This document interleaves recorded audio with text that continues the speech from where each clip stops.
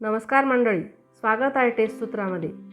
गुळाचे लाडू दिसायला सिंपल आहेत, पण एकदा खाल्ले की टेस्ट आयुष्यभर लक्षात राहते।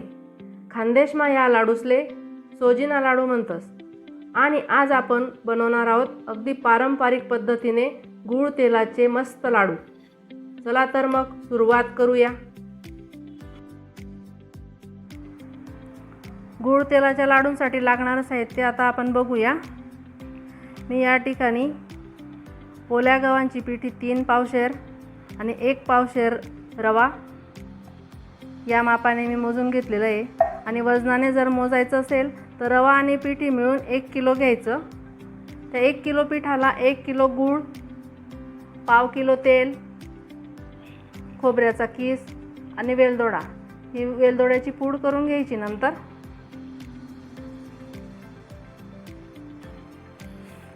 ही पिठी घेतलेली आपण आता त्या पिठीला आपण मोहन देऊन घेऊ। हे मी शेंगदाण्याचं तेल घेतलेलं आहे। मोठे मोठे 2-2.5 चमचे तेल मी त्या तेलातनं घेतलेलं आहे। आता ते चांगलं पिठामध्ये मिक्स करून घेऊ। सगळ्या पिठाला असं चोळून चोळून मिक्स करायचं।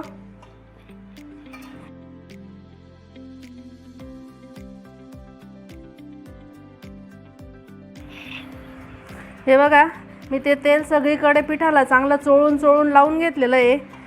आता तेल छान चोळलं गेलेलं आहे बघण्यासाठी हे बघा असा लाडू बांधला गेला पाहिजे। आता आपण यात थोडं थोडं करत पाणी लावून घेऊ।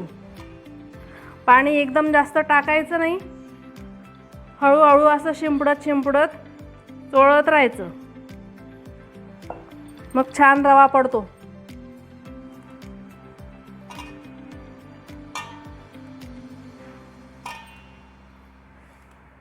मी पिठाला लावण्यासाठी 1 ग्लास पाणी घेतलेलं आहे।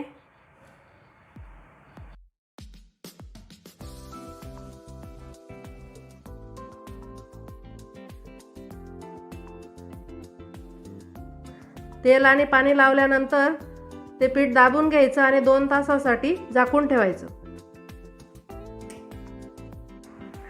2 तासापासून मी पिठाला मोहन लावून ते झाकून ठेवलेलं होतं। आता आपण गहू गाळायच्या गाळणीने त्याला गाळून घेऊ।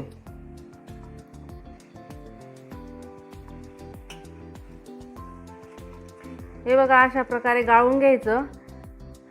छान रवा तयार झालेला आहे, मोकळा मोकळा। आता हा रवा आपण जाड बुडाच्या कढईमध्ये टाकून छान खरपूस भाजून घेऊ। सगळं पीठ गाळून झालेलं आहे।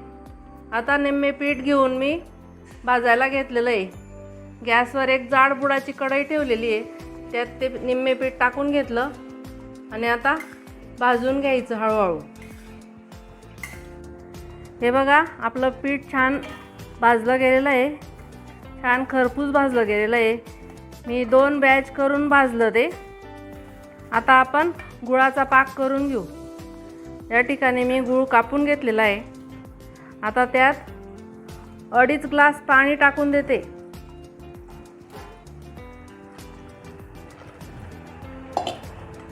आणि गॅसवर पाक करायला ठेवते। 2.5 ग्लास म्हणजे आणि दुसरं माप 1 लिटर पाणी घ्यायचं। 1 लिटर पाणी घेतलं म्हणजे ते 2.5 ग्लास येतं।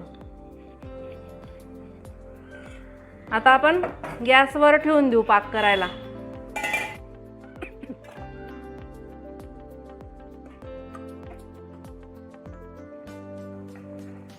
एक तारी पाक करायचा नाही आपल्याला, फक्त गूळ वितळेपर्यंत हाताला चिकट लागेल एवढंच पाक करायचा आहे।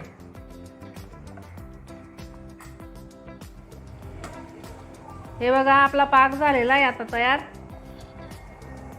हाताला असं चिकट लागतोय तो। आता त्यात मी उरलेलं तेल टाकून देते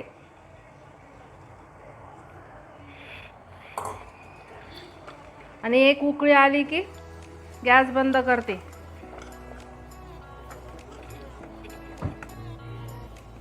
आता आपण हा पाक या मिश्रणमध्ये टाकून देऊ। पिठामध्ये. पाकामध्ये तेल टाकल्यामुळे लाडू शेवटपर्यंत मऊ राहतात, कोरडे पडत नाही. सगळा पाक याच्यात टाकून द्यायचा.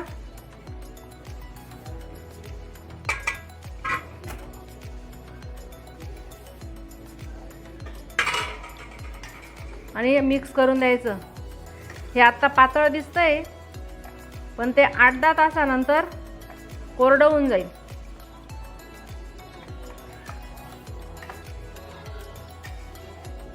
हे भाजलेल्या रव्याच्या कण्या असतात त्यांच्यामध्ये मुरून जाईल तो पाक. म्हणून पातळ झालं म्हणून घाबरायचं नाही. आता आपण हे 8-10 तासासाठी झाकून ठेवू. हे बघा, आपण या मिश्रणामध्ये काल पाक टाकला होता, किती पातळ होतं ते. मी 8-10 तास राहू दिलं, ते सगळा पाक मुरून गेला त्याच्यात. सगळ्या कण्यांमध्ये तो पाक मुरून गेला. छान रसरशीत मिश्रण झालेलं आहे ते. आता मी त्यात किसलेलं खोबरं, वेलदोड्याची पूड आणि भाजलेली खसखस पण टाकून देते. भाजलेली खसखस आवडत असेल तर टाका, नाही टाकली तरी पण चालेल. आता चांगलं मिक्स करून याचे लाडू वळून घे.